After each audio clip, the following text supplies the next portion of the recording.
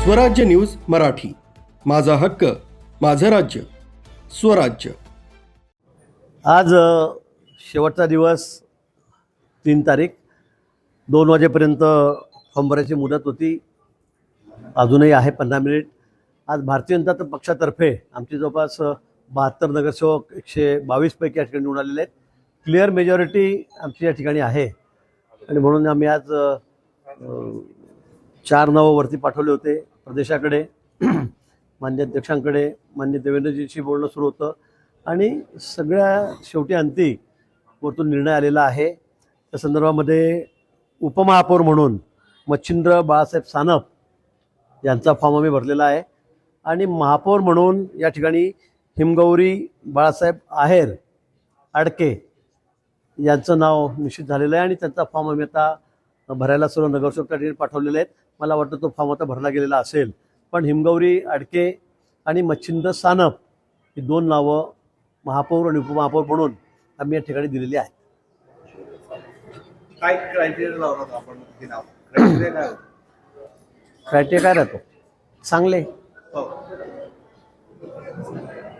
चांगले कार्यकर्ते, चांगले नगरसेवक। कुंभमेळा यावेळेला आहे, आपल्याला सर्वांना कल्पना आहे, सगळ्या देशाचं आणि जगाचं लक्ष कुंभमेळ्याकडे या ठिकाणी आहे आणि त्यामुळे सर्व समावेशक सगळा विचार करून पार्टीने हा निर्णय घेतलेला आहे।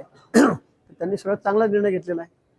हो, अनेक नवीन चेहरे पण होते आणि वरिष्ठांकडून असंही सांगितलं जात होतं की कुठेतरी फ्रेश चेहरा दिला जावा। मला वाटतं कुंभमेळ्याच्या बेसिसवर त्या ठिकाणी थोडासा अनुभवी असला पाहिजे, महापालिकेची माहिती असली पाहिजे, हे आवश्यक होतं। नाही तर कुणाला अजून नवीन नगरसेवक आलेले आहेत आमच्याकडे तरुण खूप नगरसेवक होते। आमच्या भगिनी ज्या आहेत त्या अतिशय युवा भगिनीसुद्धा या ठिकाणी आलेल्या होत्या, पण मग त्यांना अनुभव किंवा अजून माहितीसुद्धा सभागृहात त्यांनी बघितलेलं नाही आणि कुंभमेळ्याच्या अगदी तोंडावरच अशा पद्धतीने नवीन चेहरा दिला तर अधिकाऱ्यांना किंवा मग थोडं महापालिकेत अडचण होऊ शकते अशी शक्यता आहे आणि म्हणून मला असं वाटतं की पार्टीने हा निर्णय घेतलेला आहे। शिवसेनेने उपमहापौर पदासाठी अर्ज भरलेला आहे।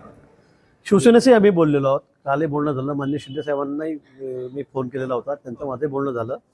त्यांच्याकडून 2 वेळा फोन आले। इथल्या लोकल जे नेते आहेत त्यांच्याशी सुद्धा मी बोललेलो आहे, त्यांनी सुद्धा फॉर्म भरलेला आहे। पण मला वाटतं अजून माघारीला वेळ आहे, तोपर्यंत आम्ही निर्णय घेऊ। बहुतेक आमचं असं म्हणणं आहे, म्हणजे वरिष्ठांचं, मान्य मुख्यमंत्री मोठ्यांचं, रवींद्रजींचं आणि शिंदे साहेबांचंही, की आपण एकत्रित राहिलो, कारण आम्ही केंद्रामध्ये एकत्र आहोत, राज्यात एकत्र आहोत, महापालिकेमध्ये तर कुंभसुद्धा आहे, त्यामुळे आपण एकत्रित काम करू असं सगळ्यांचा कल आहे। मला वाटतं वरून जो निर्णय येईल तो आम्ही स्वीकारू। पण तुमची स्वतःची इच्छा नाही, आपण म्हणतात कुबड्यांची गरज नाही आपल्याला? नाही, मी एक कुबड्याची गरज नाही, मी असं म्हटलं होतं की बा आम्हाला संख्याबळ आमच्याकडे आमचं भरपूर आहे, पुरेसं आहे, त्यामुळे आम्हाला अशी आज परिस्थिती नाही की आम्हाला कोणीतरी दुसरं घेतल्याशिवाय सरकार बनत नाही, आमचं महापौर बनत नाही, अशी परिस्थिती या ठिकाणी नाही। आणि म्हणून मी म्हटलं की इथे कुबड्यांची मला गरज पडणार नाही किंवा कोणाच्या सपोर्टची गरज पडणार नाही, असा माझा म्हणण्याचा हेतू होता। पण वरिष्ठ जर निर्णय घेत असतील तर तो आम्हाला